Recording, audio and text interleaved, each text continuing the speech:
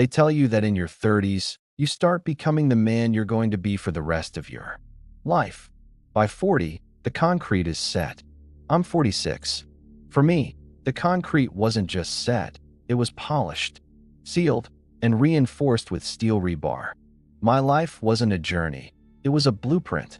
Arthur Penwright, senior risk analyst.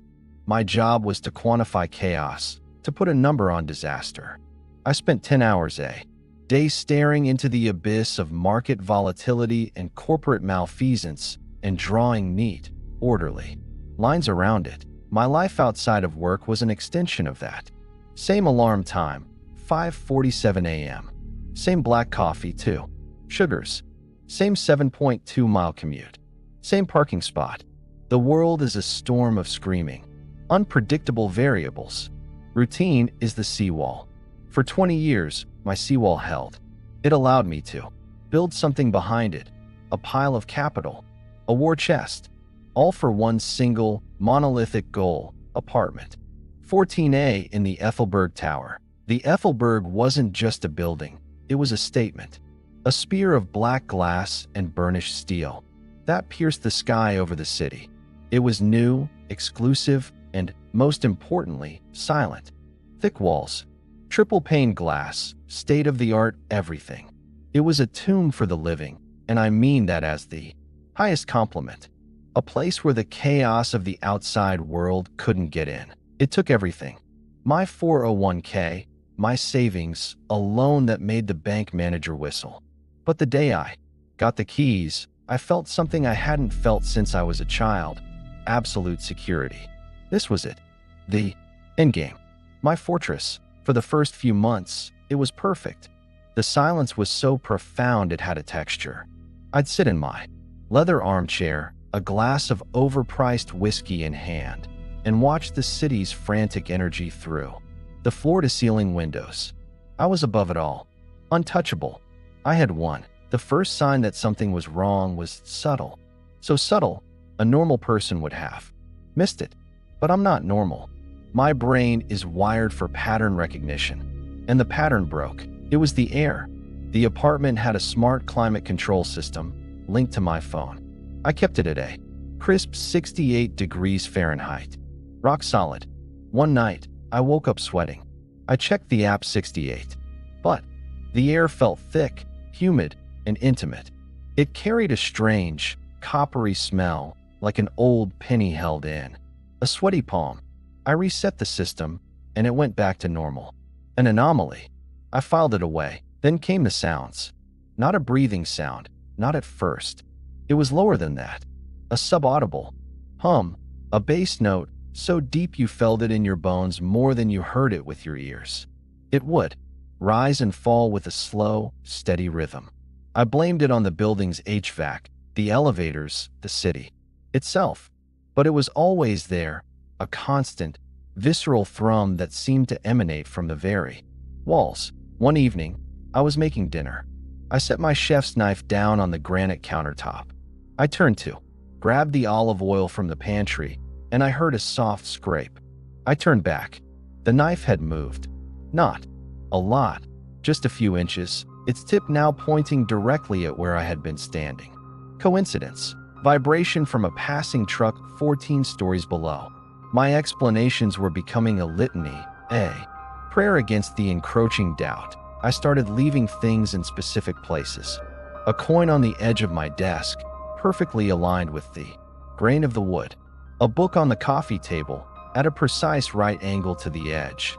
I'd leave for work and come home to find them shifted, imperceptibly, but undeniably. The coin would be rotated. The book would be skewed by a single degree. Something in my fortress was touching my things. The building manager was a man named Mr. Sterling. He was unnervingly pristine, not a hair out of place, a suit so perfectly tailored it seemed stitched onto him. His smile was a fixed, placid curve that never, ever reached his cold, gray eyes. Mr. Penwright, he'd greet me in the lobby, his voice smooth as polished marble. Enjoying the Ethelberg lifestyle. I mentioned the hum, the air quality. The building is a marvel of bio-integrated engineering, he said, the smile unwavering. It lives and breathes with the city. You're simply noticing the harmony of its systems. It's a sign of a healthy structure. A healthy structure. I held on to that. The true nightmare began a month later. It was 3:13 a.m. I was jolted awake by a sound that was not subtle. A wet, tearing sound, followed by a thick, guttural swallow. It came from inside the wall, behind my bed. I froze, every muscle in my body screaming. I strained to listen, and then I heard it. A slow, rhythmic thump-thump, thump-thump. It was the sound of a colossal heartbeat. And it was inside my wall. Sleep became a thing of the past. My routine, my sacred seawall, began to crumble. I was late for work. I made errors in my spreadsheets. The chaos I'd spent my life quantifying was now my roommate. I began my own investigation. The Ethelberg was owned by a shell corporation called Organic Habitats LLC. The records were a labyrinth of legal jargon that led nowhere. I tried to research past tenants of 14A. The building was only 2 years old. The records showed the first owner was a man named David Chun. His ownership lasted 6 months, and the apartment was then sold back to the corporation at a significant loss. I couldn't find any current information on him. No social media, no new address. It was like he'd vanished. One night, driven by a desperate hunch, I started tapping along the baseboards in the master bedroom. Behind a section of expensive Brazilian hardwood, I found a loose panel. My heart hammered against my ribs. Inside was a small, leather-bound notebook. David Chen's journal. His first entries were ecstatic, almost identical to my own feelings. He'd made it. His sanctuary. Then, his neat handwriting began to unravel. October 12th. The smell is back. Metallic. Like blood. Sterling says it's the air filtration system. Cycling. November 3rd. Woke up to a scratching in the walls. Deep inside. And the humming. God, the humming never stops. It feels like it's tuning itself to my heartbeat. November 29th. It's not settling. The walls are flexing. I saw it. A slow, peristaltic motion. I put a laser level on the wall, and the dot, it moved. It pulsed. I feel so drained. So tired all the time. The last entry was a panicked, barely legible scrawl. December 15th. I understand now. It's not a building. It's a digestive tract. It's eating me. Not my body. Something else. My energy. My focus.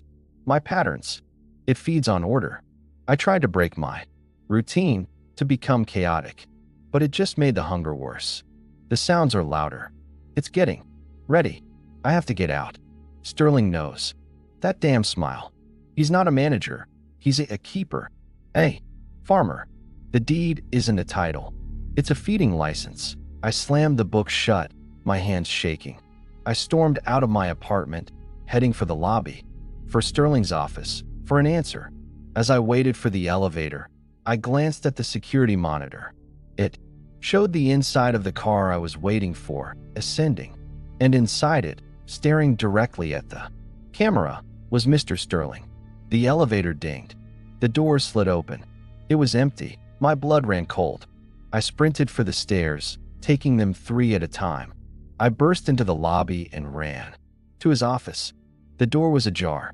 I pushed it open. The scene inside broke my mind. It was Sterling's office, yes, but it was filled with identical, antique, wooden school desks. And sitting at each desk, perfectly still, was a Mr. Sterling. A dozen of them, maybe more. They were all dressed in the same immaculate suit, all wearing the same placid smile. They turned their heads in perfect, silent unison as I entered. My legs gave out. I fell to my knees. A voice spoke, but it wasn't one voice. It was all of them, a perfectly synchronized, multi-layered chorus that was both a whisper and a roar. Arthur Penwright, you have been a most consistent asset. What are you? I stammered, the words catching in my throat. We are the management, the chorus replied. We are the shepherds of the portfolio. The Ethelberg is our prime investment, a unique biological asset. The apartment, the journal said it was feeding on me. A crude but not inaccurate assessment, the Sterlings said, their smiles tightening by a millimeter. The vessel requires sustenance to reach maturity. It metabolizes abstract concepts, order, routine, ambition, the very things you value most. You, Mr. Penwright, have been a feast. Maturity for what? I whispered, dreading the answer. What's inside the walls? What hatches? The many identical faces tilted. That is the wrong question. You assume the vessel is a shell for something else. A common misconception. The vessel is the point. It does not hatch something. It becomes something. Becomes what? Itself. Fully realized. And to do that, it requires a final, catalytic integration. A permanent fusion of occupant and habitat. You are not just the food, Mr. Penwright. You are the final ingredient. The consciousness. The horror of it settled on me. Not death. Not being eaten. Assimilation. To have my mind, myself, my precious, orderly consciousness become the animating spirit of a monstrous, living apartment, trapped forever inside the walls that were supposed to be my sanctuary. No, I begged, tears streaming down my face. Please, I'll leave. I'll give you the apartment back. Take it. The deed is a bond, a biological contract. It cannot be broken. The chorus intoned. It can only be transferred. A single Sterling stood up and walked towards me. He held out a pristine, white business card. The previous asset, Mr. Chun, was presented with the same terms. He was uncooperative. Hey, waste.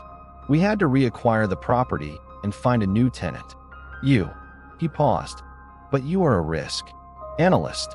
You understand leverage. You understand that a bad investment can be passed on to another party. What do you mean? Find a replacement, the Sterling said, his individual voice cutting through the fading chorus. Find someone else with the same drive, the same obsessive need for order. Someone whose life force is potent. Sign the deed over to them. Become a broker for us. We will provide you with a generous commission, a new life, your freedom. The alternative was unspoken. To stay.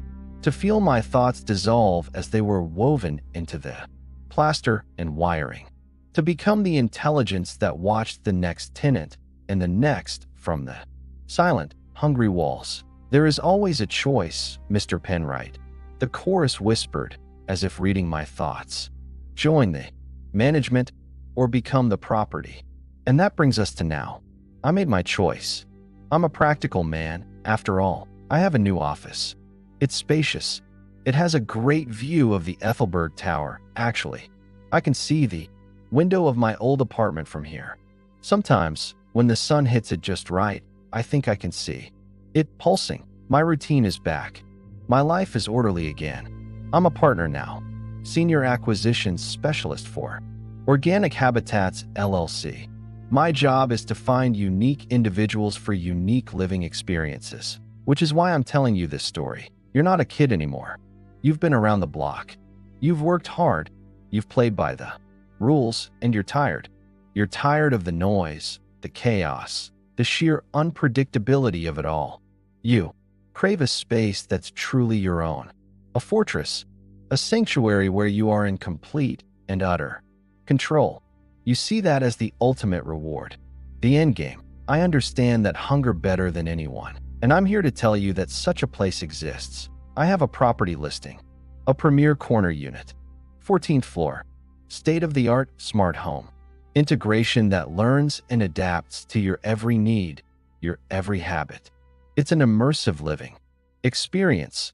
A home that doesn't just contain you, but truly understands you. It becomes a part of you. The previous owner had to relocate suddenly. His loss is your gain. I can get you a price that would be considered criminal. An investment in a piece of real estate that will, I promise you, be the last home you ever need. It's quiet right now, waiting, but it's starting to get hungry. It craves structure. So tell me, are you tired of quantifying the chaos? Aren't you ready to finally become the master of your own perfectly ordered world? Give me a call. I'll be waiting. I've got the key right here.